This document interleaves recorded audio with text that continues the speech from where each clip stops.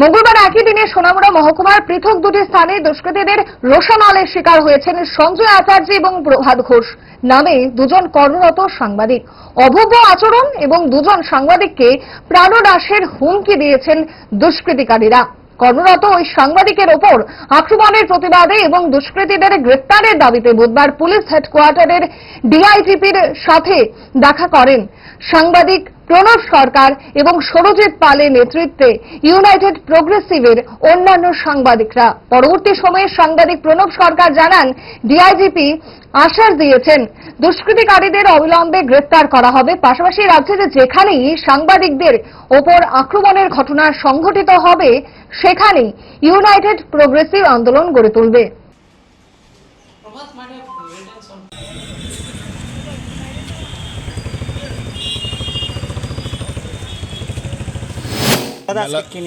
মেলাগড়ের দুজন সাংবাদিক সঞ্জয় আচার্য আর প্রভাত ঘোষ ওরা কালকে আক্রান্ত হয়েছে পাচারকারীদের দ্বারা বা মিসক্রিয়েন্টদের দ্বারা। তো আজকে আমরা সবাই, আমি বিশেন্দু, সরজিৎ পাল, উত্তম সবাই মিলে আমরা এসছি। এর সাথে আইজি ল অ্যান্ড অর্ডারের সাথে দেখা করেছি।